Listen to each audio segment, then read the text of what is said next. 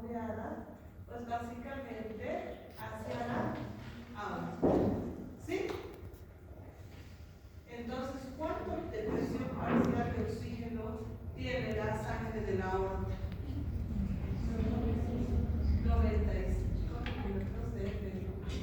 Por fines de espacio no voy a continuar investigando porque no vamos a enredar.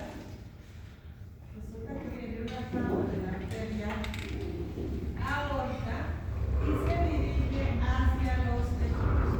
Se va dividiendo en arteriolas, metaarteriolas hasta que da origen a los capilares. Estos ya son capilares sistémicos. ¿Sí?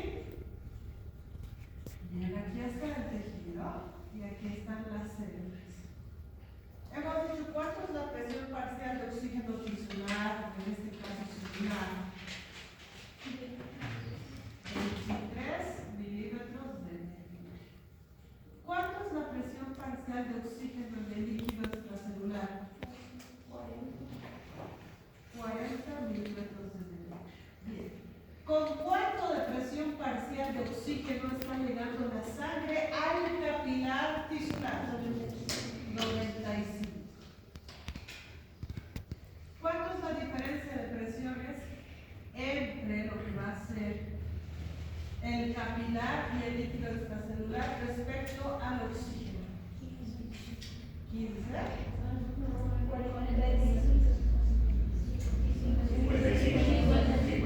15, 35. 55. Hay una diferencia de presión parcial de oxígeno de 55 de 40 a 50, 60, 70, 80, 90, 95 son 55 milímetros de mercurio de diferencia de presiones. Esto es diferencia, ¿verdad? Esta diferencia de presiones, ¿qué origina? Que el oxígeno vaya de dónde a dónde. Que el oxígeno difunda de la sangre hacia el intersticio. Eso genera, ¿sí o no? Sí. Y entonces la sangre que sale después del capilar tisular es una sangre que es pobre en oxígeno. ¿Cuánto es su presión parcial de oxígeno? 40 milímetros de mercurio. ¿Sí? Con 40 milímetros de mercurio la sangre va a retornar hacia el corazón, hacia el lado derecho a través de las venas cava superior y vena cava inferior. ¿Sí? ¿Con cuánto de presión parcial de oxígeno entonces llega la sangre al corazón otra vez? 40. Que pasa a través de la válvula tricúspide hacia el ventrículo. Y del ventrículo a través de la arteria pulmonar va a ser bombeada hacia los pulmones con una presión parcial de oxígeno de 40 milímetros de mercurio. ¿Sí? ¿Se acuerdan? Eso es exactamente lo que dice aquí. La presión parcial de oxígeno a nivel intersticial es de 23 milímetros de mercurio a nivel celular y en el líquido extracelular de 40. El capilar llega con una presión parcial de oxígeno, la sangre más bien del capilar llega con una presión parcial de oxígeno de 95. ¿Cuánto es la diferencia de presiones entre la sangre y el líquido extracelular? 55. A favor de la difusión del oxígeno del capilar al intersticio. La sangre que abandona el tejido se va con una presión parcial de oxígeno reducida porque ya dejó el oxígeno en el tejido. La presión parcial de oxígeno será de 40 milímetros de mercurio. Ahora, ¿el oxígeno se quedará en el líquido extracelular? No. ¿Va a pasar a dónde? Al interior de la célula. ¿Cuánto es la diferencia de presiones entre el líquido extracelular y la célula respecto a la presión parcial de oxígeno? De 17 milímetros de mercurio. ¿A favor de qué? De la difusión del oxígeno del intersticio célula. ¿Sí? Eso es lo que nos dice todo esto acá. ¿Sí? Entonces no es tan difícil, ¿verdad? ¿Qué pasaría si la célula acelerara su metabolismo? ¿Qué pasa? Exacto, consumiría más oxígeno. Y de repente, si la célula en lugar de tener 23 milímetros de mercurio de oxígeno, tuviera 5 milímetros de mercurio de oxígeno, que sería más o menos lo mismo, ¿cuánto sería la diferencia de presión?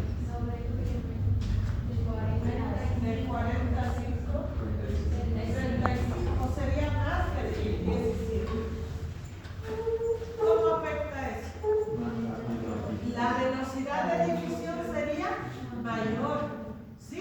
Mientras más esté consumiendo oxígeno la célula, la presión parcial de oxígeno intracelular bajará y hará que sea más grande la diferencia de presiones de oxígeno entre el líquido extracelular y la célula. Por lo tanto, el oxígeno va a difundir rápidamente a la célula. Si el oxígeno difunde rápidamente al interior de la célula, es posible que la presión parcial de oxígeno empiece a disminuir en el líquido extracelular. ¿Será que este tejido se va a quedar sin oxígeno? ¿Será? No. ¿Por qué? Porque la materia es Pero si estuviera difundiendo el oxígeno desde el intersticio, desde el líquido extracelular a la célula, esta presión parcial de oxígeno a nivel del líquido extracelular empezaría a bajar, ¿no ven? Pero ¿por qué no se acaba? ¿Por qué no se agota? Dice cuando empieza a bajar la presión parcial de oxígeno en el líquido extracelular, se incrementa el flujo sanguíneo y llega más sangre con más oxígeno a aportar oxígeno al tejido. Entonces, ¿de qué depende la presión parcial de oxígeno a nivel celular? Del metabolismo celular y del flujo sanguíneo. ¿Sí? Entonces, no importa que la célula consuma más oxígeno, si hay una vasodilatación y un aumento de flujo, la presión parcial de CO2. Presión parcial de CO2 a nivel alveolar es de 40 milímetros de mercurio.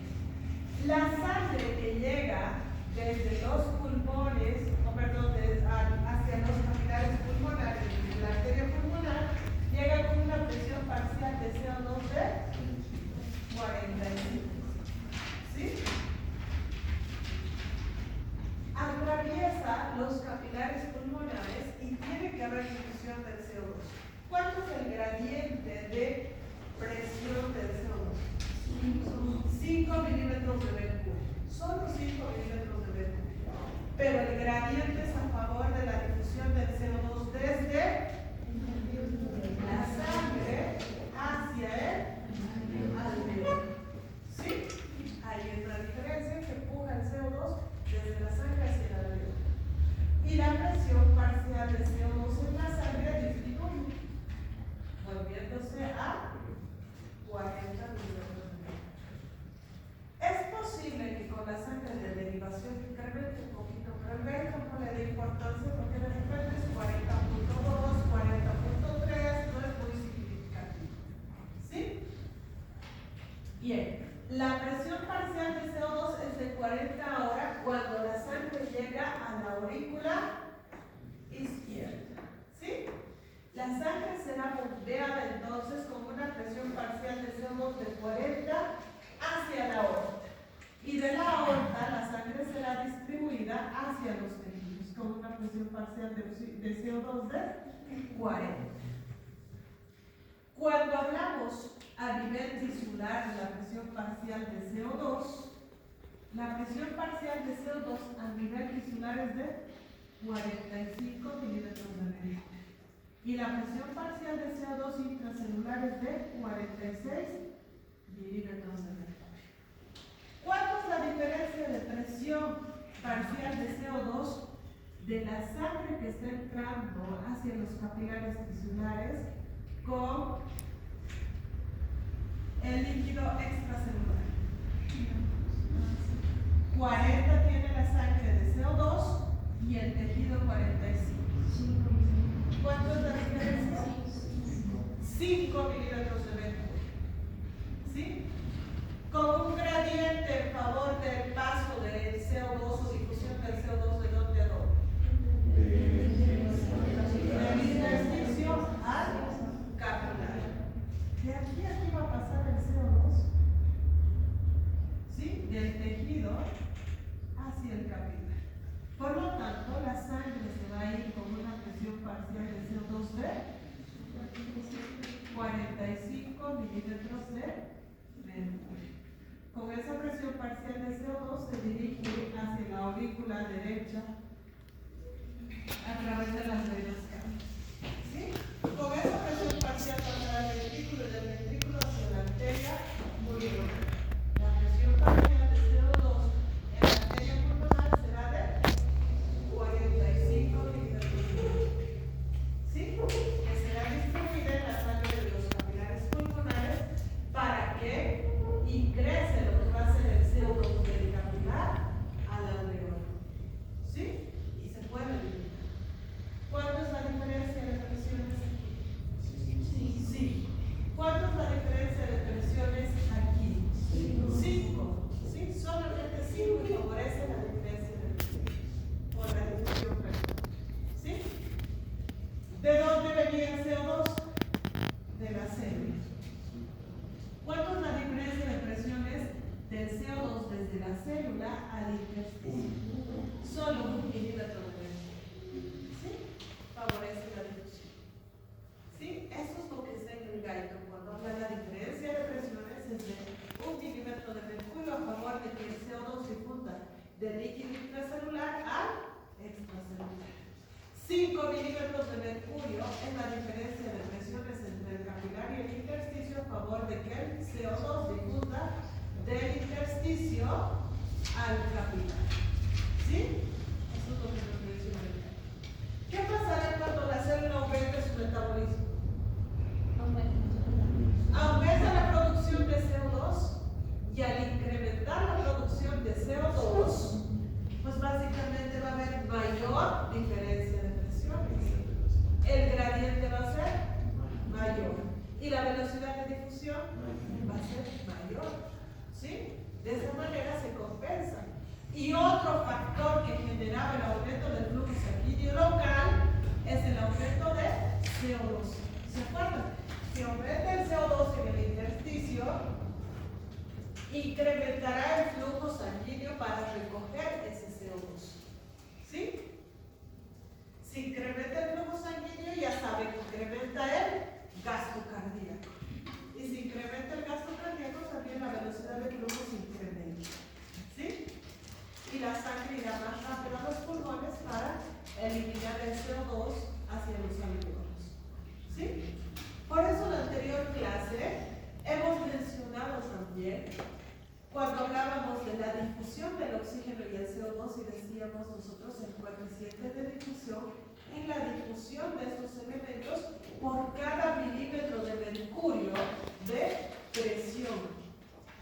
Para el CO2, ¿cuánto era por cada milímetro de mercurio? ¿Cuánto de CO2 difundía? 400 a 450 ml por minuto. Entonces, ¿cuánto difunde con estas presiones normales? ¿Hay una diferencia de cuánto? 1 milímetro de mercurio de la célula al intersticio. ¿Sí? ¿Cuánto va a difundir? 400 a 450 ml por minuto.